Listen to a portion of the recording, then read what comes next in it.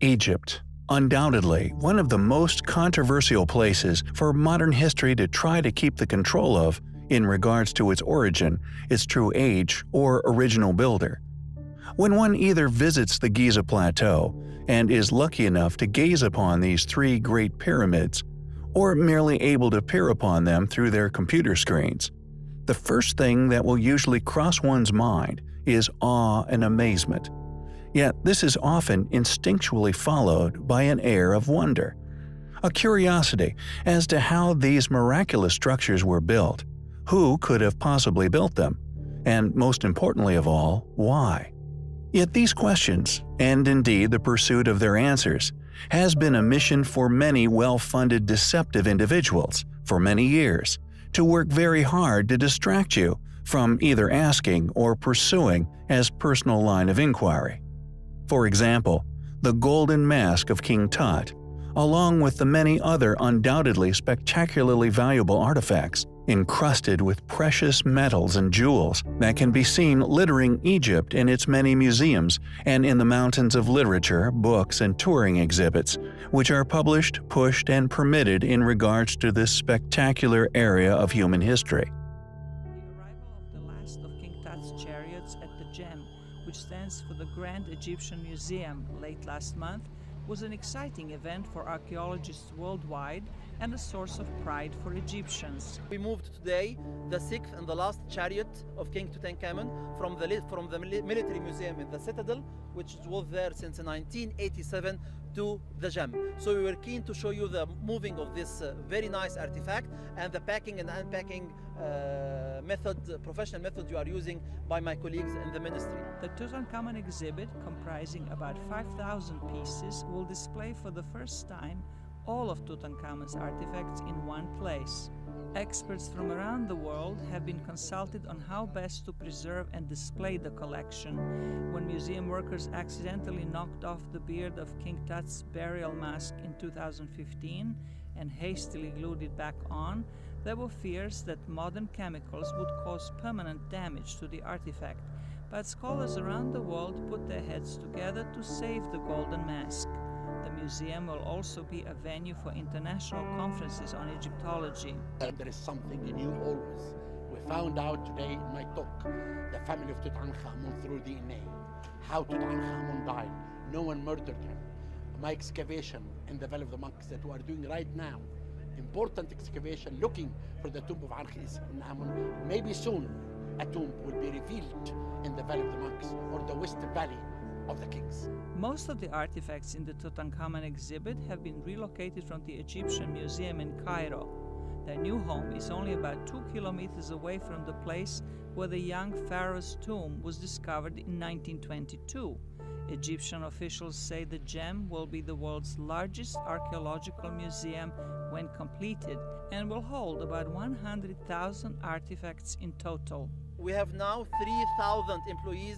and workmen working inside the project. We are respecting our schedule. We'll be ready from the engineering part by December 2018, and we are deciding now the perfect time or the ideal timing for the partial opening. In addition to King Tut's exhibit, the museum will display objects related to some of the greatest historic Egyptian kings, such as Ramses II, Akhenaten, and Amenhotep III. The ancient Egyptians, although claimed as ingenious, were merely adaptive, just like the equally acclaimed Romans and Incas of Peru.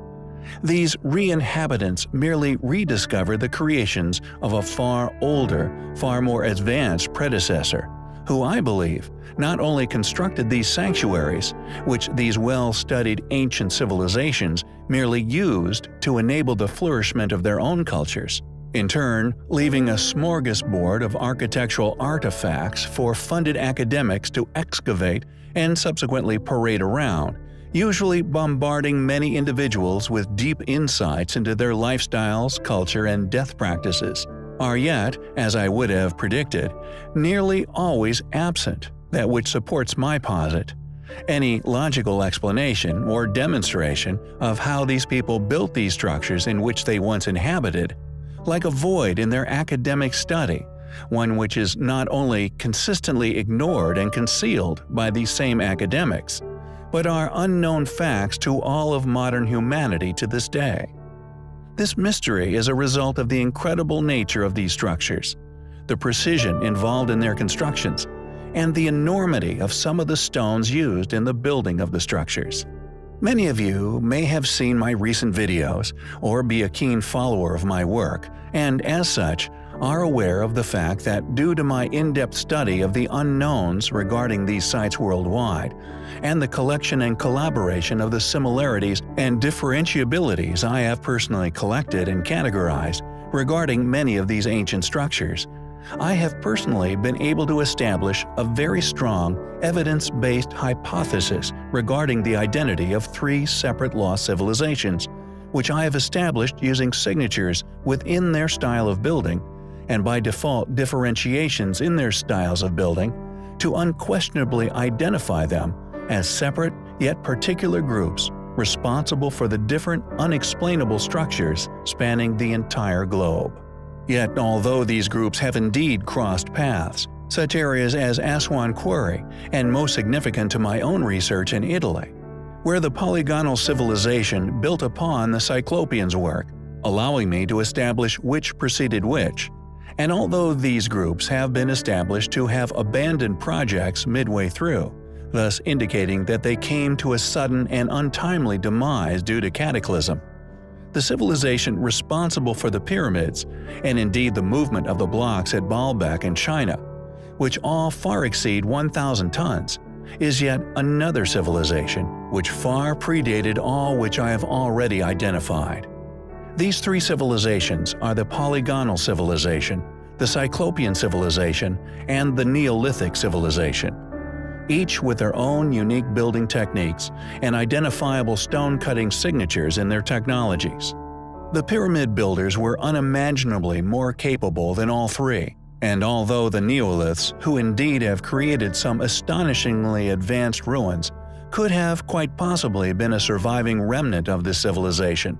this digression is for another time. Though at sites such as Baalbek,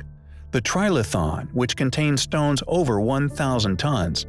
there are Cyclopean stones built atop the stones, and at other places in the world polygonal masonry has been found, such as Axum in Ethiopia, where the toppled obelisk is said by some to be in excess of 1,000 tons. I have never, and now strongly feel will never, find any indicative evidence of these civilizations building the footings under any of these gigantic megaliths, as they were not responsible for their creation or placement. Additionally, the civilization responsible for the pyramids and these enormous megalithic blocks elsewhere were also the civilization who created the false door, a mysterious rock-carved feature also found littering the now exposed mega-metropolis found beneath the Guatemalan rainforest by penetrative radar. Tikal, part of this metropolis, the place where the plaque illustrating a past global cataclysm was once found, also has pyramids built solely leading to these false doors, with one found in Peru, built into the only rock face containing a very peculiar crystal known for its resonance qualities in amplifying radio waves. I feel that much of the spectacles found in modern Egyptian museums are merely distractions from the really important truths which we should all be focusing on instead, such as the true age of the pyramids, structures which, in the past, I have also independently identified as still possessing 3 separate identifiable stages of attempted casing stones for conservation, each significantly older or younger than each other, with the true exoskeleton of the structures made of stones far in excess of 1,000 tons. Join us next time, where I will expose the controlled opposition within the fringe fields of archaeology, which have stemmed from a growing pursuit for the truth of these facts, with a focus upon the water erosion hypothesis of the Great Sphinx,